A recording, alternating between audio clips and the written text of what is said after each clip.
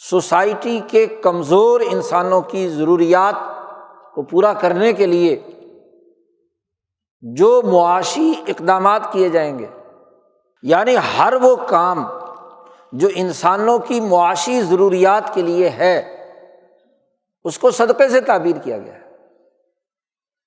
حتیٰ کہ وہ کاشتکار جو فصل کاشت کرتا ہے اور چڑیاں اس کے کھیت سے دانے چگتی ہیں، جانور چارہ کھا لیتے ہیں، تو حضور صلی اللہ علیہ وسلم نے فرمایا یہ اس کاشتکار کے لیے صدقہ ہے کہ اس کی معاشی محنت کے نتیجے میں ایک جانور نے دانہ کھا لیا، تو یہ بھی صدقہ ہے۔ ہر وہ معاشی سرگرمی، پیدائش دولت کا ہر وہ عمل جو انسانی فلاح و بہبود کے لیے استعمال میں لایا جا رہا ہے، دولت کی پیدائش ہو، تقسیم ہو، تبادلہ ہو یا اس کا صرف ہو، صدقات کے تمام مفاہیم جمع کیجیے احادیث میں، تو جتنے بھی باتیں آپ صلی اللہ علیہ وسلم نے صدقے کی اصطلاح کے ذیل میں بیان فرمائی ہیں، وہ تمام دولت کی پیدائش، کاشتکار نے فصل کاشت کی، پیدا کی نا، پیدائش دولت کا عمل کیا، پروڈکشن آف ویلتھ ہوا، تو اس کو صدقہ قرار دیا۔ جی،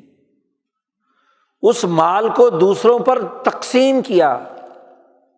اس کو صدقہ قرار دیا۔ ایک تاجر جس ریٹ پر چیز لے آئے اور کم پرافٹ کے ساتھ دوسرے کو دے، اس کو بھی صدقہ قرار دیا کہ اس نے اپنا پرافٹ کم رکھا اور دوسرے کو کیا ہے، سہولت بہم پہنچائی۔ تبادلہ دولت بھی آ گیا، صرف دولت بھی آ گیا، بیوی بچوں کو خرچہ دینا